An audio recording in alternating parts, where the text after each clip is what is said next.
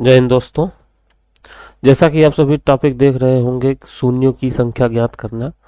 तो गणित में आज हम लोग सीखेंगे कि किसी भी परीक्षा में जो प्रश्न पूछे जाते हैं कि दिए गए प्रश्न में शून्यों की संख्या ज्ञात करिए, तो इस आधार पे हम लोग देखेंगे कि एक ट्रिक्स के माध्यम से किस तरीके से हम कुछ सेकंड के अंदर ही शून्यों की संख्या ज्ञात कर सकते हैं। तो देखिए, जब भी हम देखते हैं शून्य कैसे आएगा किसी भी प्रश्न में, किसी भी संख्या में शून्य कैसे आएगा, जब उसमें 2 और 5 का गुणा होता है तभी वो शून्य आता है, मतलब 10 प्राप्त होता है। जब 10 प्राप्त होगा तब वो शून्य प्राप्त होगा। तो जो भी प्रश्न दिया रहेगा उसमें हम देखेंगे कि 2 और 5 के कितने जोड़े बन रहे हैं। 2 और 5 के जोड़े बनने चाहिए, तो जितने जोड़े बनेंगे उतने ही उसमें शून्य होंगे। तो जैसे हम एक उदाहरण से इसको समझना चाहें कि मान लेते हैं कि किसी प्रश्न में दिया हुआ है 15 × 25 × 8। तो इसमें कह रहा है कि इसमें शून्यों की संख्या ज्ञात करिए। तो इसमें हम देखेंगे कितने 5 हैं। तो इसमें इसको इसका फैक्टर हम निकालेंगे, 3 × 5। इसमें आएगा 5 × 5 और इसमें आएगा 2 × 2 × 2। तो हम देखते हैं कि कितने 2 और कितने 5 हैं, तो उनका जोड़ा होना चाहिए। जैसे एक 5 मिला तो एक 2 भी होना चाहिए। तो इस तरीके से 2 5 2 2 3 5 3 2 है। तो हम देखते हैं कि यहाँ पे 3 5 और 3 2 के जोड़े मिल गए हैं। तो इस तरीके से हम देख सकते हैं कि यहाँ पे 3 शून्य होंगे, है ना। जितने जोड़े होंगे उतने शून्य होंगे। तो यहाँ पे हमको 3 जोड़े प्राप्त होते हैं। तो 3 जोड़े जब प्राप्त हुए तो यहाँ पे हमको प्राप्त होता है कि यहाँ पे 3 शून्य होंगे। ठीक। अब देखिए, या तो फिर इसका गुणा कर लीजिए। गुणा करने के बाद आपको पता चले, या तो एक शॉर्ट ट्रिक है कि उसका फैक्टर निकाल के जितने 5 और 2 के जोड़े हैं उनको ज्ञात कर लीजिए। जैसे कि किसी परीक्षा में पूछा जाए कि 1 से लेकर के 100 तक संख्याएं हैं और ये गुणित के क्रम में है, तो इनमें पूछेगा कि इसमें कितने शून्य हैं, शून्य की संख्या पूछ रहा है कितने हैं। तो इस तरीके से दिया हुआ है 1 × 2 × 3 × 4 × 5, इस तरीके से 100 तक है।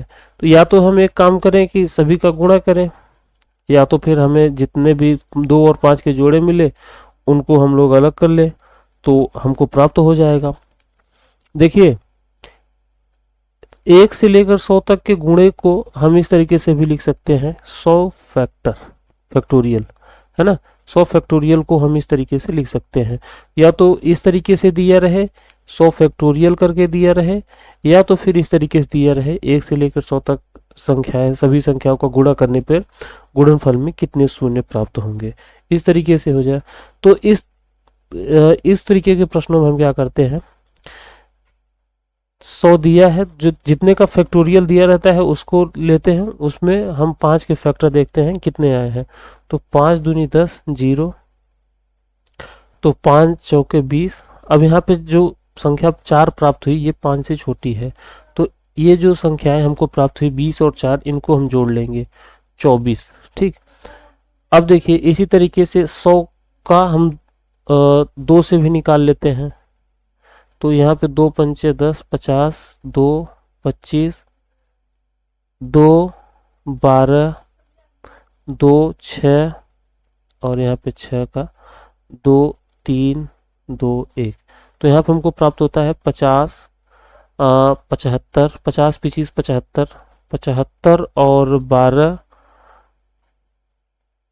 87, और 87, और इधर आपका आ जाएगा 87 और 6 93, 87 6 93, और 93 3 96, और एक इधर 97। 97 2 आएंगे और 24 5 आएंगे। लेकिन हमको क्या ज्ञात करना है कि 5 और 2 के जोड़े कितने होने चाहिए।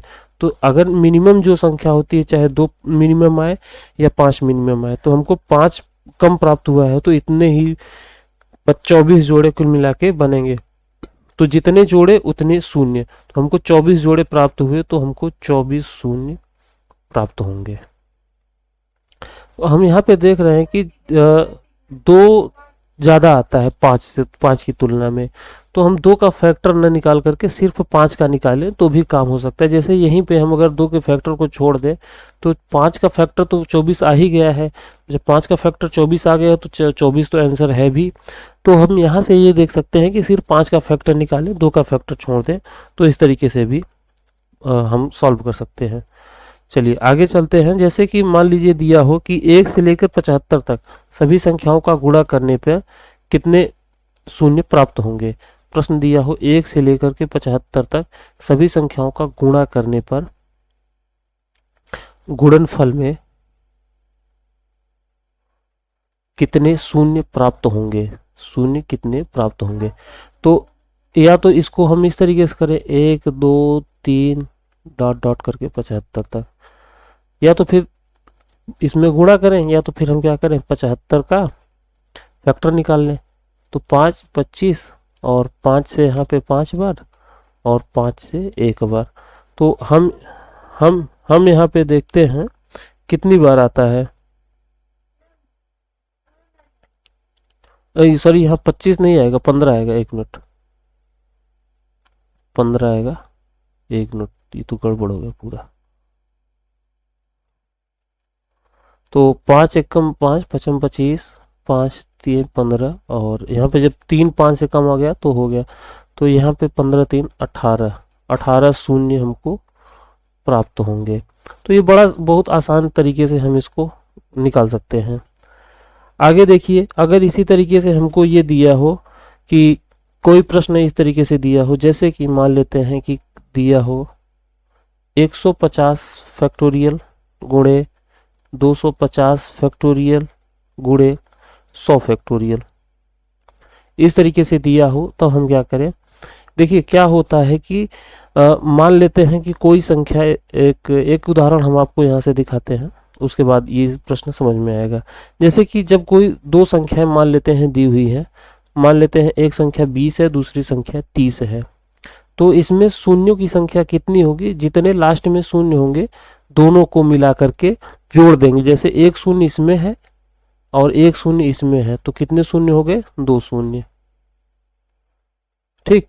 और मान लेते हैं कि इसी प्रश्न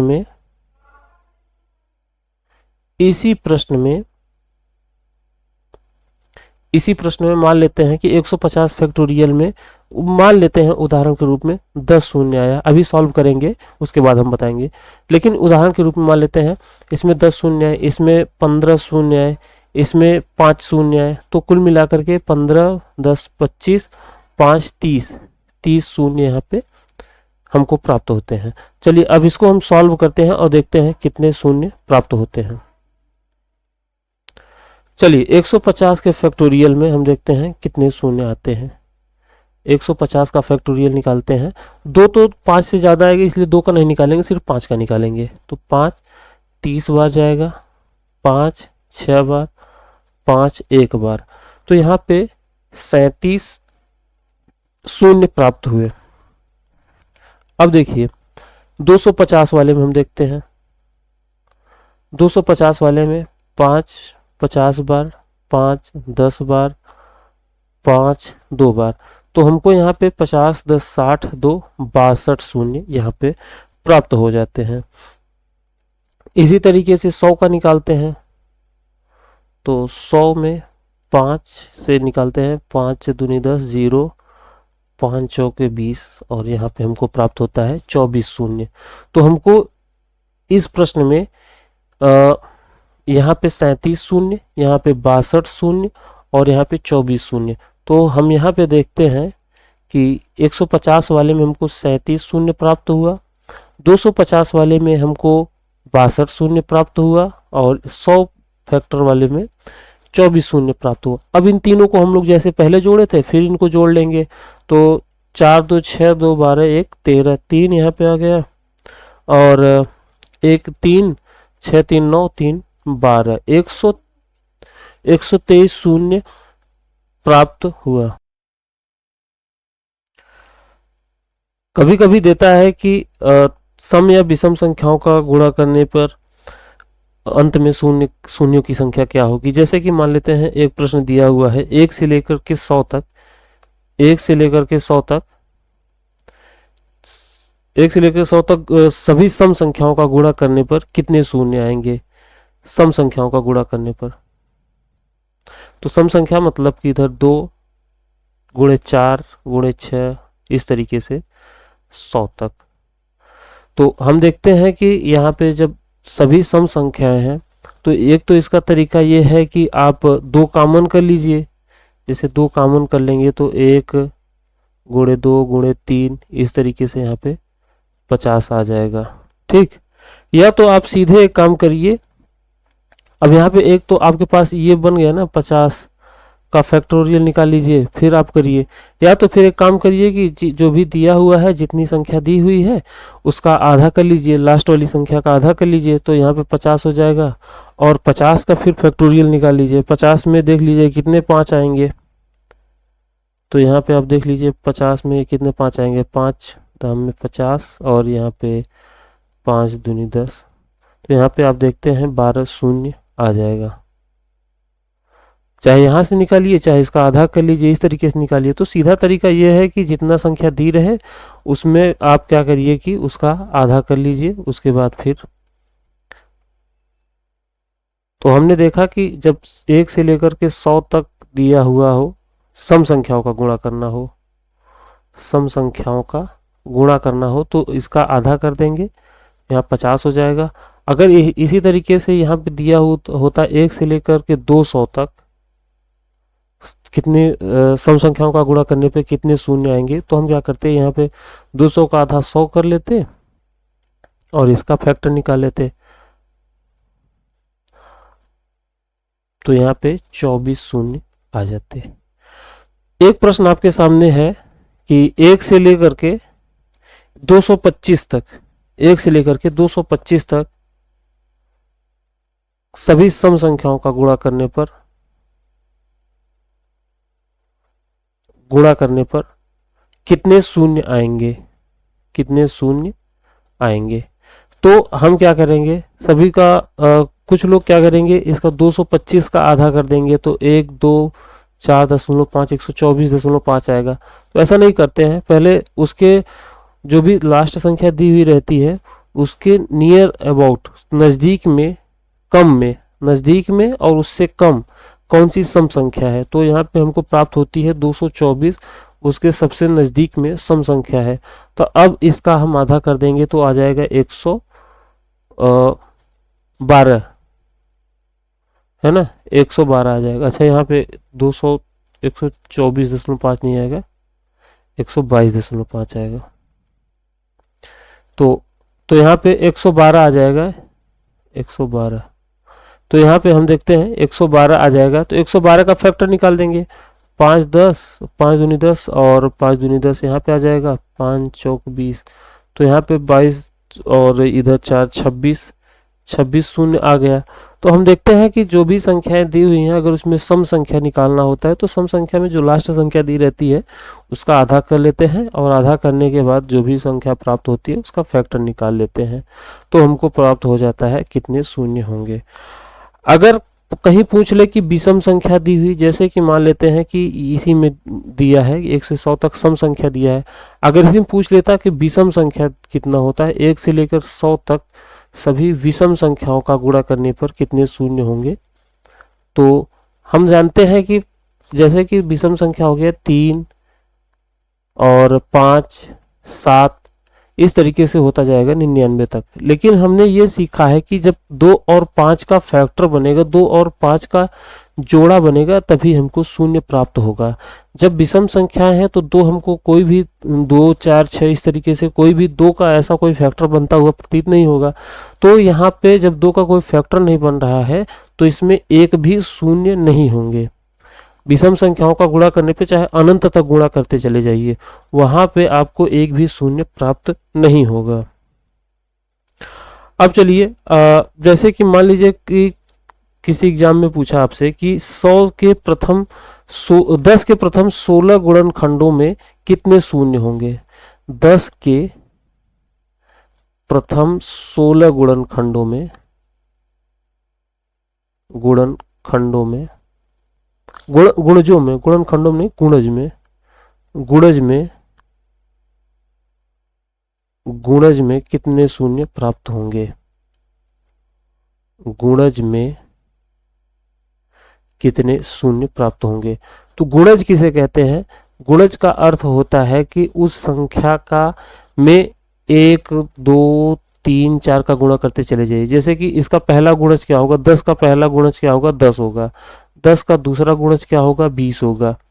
10 का पहला गुणज 10 गुणते 1 10, 10 का दूसरा गुणज 10 गुणते 2 20, तीसरा गुणज गुणते 3 तो यहाँ पे 30, गुणते 4 चौथा गुणज हो जाएगा।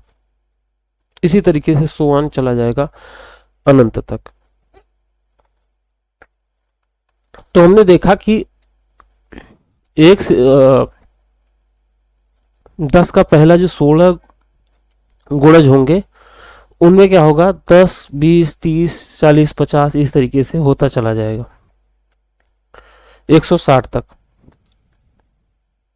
जो गुणज होंगे। तो 10 गुणे 20 30 40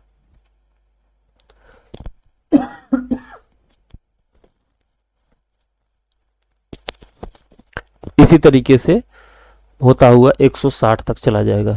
पहला गुणज 1 का गुणा करेंगे, दूसरा गुणज में 2 का गुणा करेंगे तो 16 गुणज में 16 का गुणा कर देंगे। अब हम क्या करेंगे? 10 कॉमन ले लेंगे। जब 10 कॉमन ले लेंगे तो हमको क्या प्राप्त होगा? यहाँ पे 1 प्राप्त होगा, यहाँ पे 2 प्राप्त होगा, यहाँ पे 3 प्राप्त होगा, यहाँ पे 4 प्राप्त हो, इस तरीके से हमको 16 प्राप्त हो गया। तो हमको यहाँ पे एक तरीके से ये देखते हैं कि हमको 10 गुणते 16 का फैक्टोरियल प्राप्त हो गया। 10 में तो एक शून्य है। अब इसमें क्या होगा? 16 फैक्टोरियल में देख लीजिए कितने शून्य होंगे। तो 16 5 3 15, तो यहाँ पे 3 जीरो होंगे। तो इसमें इस 1 + 3 कुल मिलाकर के 4 शून्य प्राप्त होंगे। तो इसमें कितने? अच्छा एक मिनट थोड़ा सा गड़बड़ हो गया। 10 का फैक्टोरियल यहाँ पे कॉमन नहीं लिया जाएगा। हम यहाँ पे देखते हैं अगर सभी में से 10 कॉमन ले लें तो क्या होगा? 10 गुणे 10 गुणे इस तरीके से 16 बार 10 होगा। तो 16 बार 10 जब आएगा तो यहाँ पे 16 शून्य होगा और यहाँ पे 1 गुणे 2 गुणे 3 इस तरीके से हमको प्राप्त हो जाएगा 16 तक। तो यहाँ पे 16 फैक्टोरियल यहाँ पे प्राप्त हो गया। 16 फैक्टोरियल का हमने निकाला था तो 16 फैक्टोरियल का हमको 3 प्राप्त हुआ था। यहाँ पे 16 का फैक्टर निकाला था 5 3 15, तो 3 हमको प्राप्त हुआ था। तो इधर 16 शून्य प्राप्त हुए और 3 इधर, तो 16 + 3 इधर कर देंगे तो 16 3 19 शून्य प्राप्त होंगे। ठीक है, तो हमको ये प्राप्त हुआ। हमने जाना कि 10 के प्रथम 16 गुणजों में 19 शून्य होंगे। आगे इसी तरीके से हम देखते हैं और प्रश्न मान लीजिए आपसे पूछा जाए कि मान लेते हैं 10 के प्रथम गुणज में 10 के प्रथम 100 गुणज में कितने शून्य होंगे? कितने शून्य होंगे? तो हम क्या करेंगे? इधर 10 का 10 तो 100 बार आएगा, तो इधर 100 बार आएगा। तो यहाँ पे आपको प्राप्त हो गया कि 10 का इधर जब करेंगे तो 100 शून्य इधर प्राप्त हो जाएंगे। जितनी बार आएगा उतना शून्य इधर प्राप्त हो जाएंगे, प्लस 1 गुणे 2 गुणते इस तरीके से 100 तक हो जाएगा। तो यहाँ पे 100 फैक्टोरियल का निकाल लेंगे तो 100 फैक्टोरियल का 5 दूनी 10 0 5 चौक 20, तो यहाँ पे 24 अलग से प्राप्त हो गया। तो 100 इधर 24 इधर इसके, तो 100 उधर उधर 24, तो 124 हो गए। तो 124 आंसर आ जाएगा आपका। 124 शून्य होंगे। इसी तरीके से आगे हम चलते हैं। आगे के प्रश्नों में मान लीजिए कहा कि 5 के प्रथम 10 गुणज में 5 के प्रथम 10 गुणज में कितने शून्य होंगे? तो यहाँ पे देखिए 5 गुणे 10 गुणे 15 गुणे 20, इस तरीके से 10वां गुणज क्या होगा 50 हो जाएगा। तो अब हम यहाँ पे क्या करेंगे, 5 को अलग कर लेंगे, तो 5 कितनी बार आएगा, इधर 10 बार आ जाएगा। 5 गुणे 5 गुणे 5, इस तरीके से 10 बार आ जाएगा। तो 10 बार तो 5 आ गया। अब इधर क्या होगा, 1 गुणे 2 गुणे 3 गुणे, इस तरीके से 10 तक आ जाएगा। तो हम यहाँ पे देखेंगे 5 तो 10 बार आ गया सब, तो 5 अगर 10 बार आ गया तो हम क्या करेंगे, वहां पे जब 5 10 बार आ गया तो 5 को 5 ज्यादा है। अब देखेंगे 2 कम आएगा, तो 2 कितनी बार आता है, तो 10 का यहाँ पे फैक्टर निकाल लेंगे। तो 2 पंचे और यहाँ पे 2 दूनी 4 और यहाँ पे 2 1 कम, तो 5 2 7 1 8, तो 8 बार ये आया 2, 8 बार 2 आया और 10 बार 5 आया। तो हमने ये शुरू में ही देखा था, जो कम बार आएगा वही उसका फैक्टर, वही इसका जोड़ा बनेगा। तो 8 बार अगर 2 आया तो कितनी शून्य होंगे, 8 शून्य होंगे। आगे हम लोग देखें अगर इसी प्रकार से कि मान लेते हैं प्रश्न में पूछा गया एग्जाम में 6 के पावर 2 गुणे 15 पावर 4 में कितने शून्य होंगे। तो अब हम इसका फैक्टर निकाल लें, 2 गुणे 3, 6 को हम 2 गुणे 3 में लिख सकते हैं पावर 2, गुणे 15 को हम 3 गुणे 15 में लिख सकते हैं पावर 4, 3 गुणे 5 में लिख सकते हैं, 15 को 3 गुणे 5 में लिख सकते हैं। तो अब हम देखते हैं कितने जोड़े बनते हैं 2 और 5 के। तो यहाँ पे 2 पावर 2 हो जाएगा, तो 2 जोड़े 2 ये हो गए, गुणे 5 पावर 4, तो जिसकी घात कम होगी उतने ही शून्य होंगे, तो 2 शून्य यहाँ पे होंगे। 5 में तो 4 शून्य है, लेकिन 2 में 2 शून्य है। इसी तरीके से अगर एग्जाम में आपसे पूछा जाए, अगर एग्जाम में पूछ लिया जाए कि 16 पावर 20 गुणे 25 के पावर 5 गुणे 15 पावर 10, इसमें कितने शून्य होंगे। तो जब इस तरीके का प्रश्न पूछा जाएगा तो हम इसमें भी सबसे पहले फैक्टर निकाल लेंगे। तो इसको 16 को 2 पावर 4 कर देंगे, पावर 20 तो है ही, गुणे 5 के पावर 2 कर देंगे, इसको 25 पावर 5 है, इसको हम 3 गुणे 5 के फैक्टर में काट दे देंगे और इधर इसके पावर 10 हो जाएगा। तो यहाँ हम देखते हैं कि 2 के पावर यहाँ पे हो गया 40 दूना 80 और इधर हो गया 5 के पावर 5 दूनी 10 गुणे इधर 5 पावर हो गया 5 दूनी 10। तो हमको यहाँ पे 5 के पावर कुल मिला के मिलता है 2 पावर 80 प्राप्त होता है और 5 के पावर 20 प्राप्त होता है, 10 ये और 10 ये। हमने बताया जो संख्या छोटी हो, पावर में जो संख्या छोटी हो, तो 20 छोटी है तो कितने शून्य हो जाएंगे, 20 शून्य होंगे। एक उदाहरण और ले लेते हैं, जैसे कि आपसे पूछा जाए 51 के पावर 10, 51 के पावर 10, 52 के पावर 20 और 53 के पावर 30, इसी तरीके से 55 के पावर 40। तो इसमें पूछे कितने शून्य होंगे। तो हम यहाँ पे देखेंगे कि 51 का अगर हम फैक्टर करेंगे तो इसमें 2 और 5 नहीं आएगा, तो इसको हम छोड़ देते हैं इसी तरीके से, इसको हम इसी तरीके से छोड़ देते हैं। इसका हम करते हैं तो 13 गुणे 4 में टूट जाता है और इसके पावर 20 लिख देंगे। 53 को भी करेंगे तो 2 और 5 इसमें नहीं आएगा, तो इसको भी हम लोग छोड़ देते हैं, तो 53 को भी छोड़ देंगे। अब 55 को लेंगे तो 11 गुणे 5 आ जाएगा, इसमें 5 है तो इसका निकाल लेंगे। तो यहाँ पे हम देखते हैं 4 को हम लोग 2 स्क्वायर में करेंगे, 2 स्क्वायर पावर 20 गुणे 5 पावर 40, तो 2 पावर 20 दूना 40 हो गया, इधर 5 पावर 40 हो गया, कुल मिलाकर के 40 शून्य प्राप्त होंगे। तो इतना ही था। इसी तरीके से प्रश्न पूछे जाएंगे, कितने शून्य आते हैं परीक्षाओं में, कितने शून्य आएंगे, इस फैक्टर में कितने शून्य आएंगे। तो उम्मीद है आपको चीजें समझ में आ गई होंगी।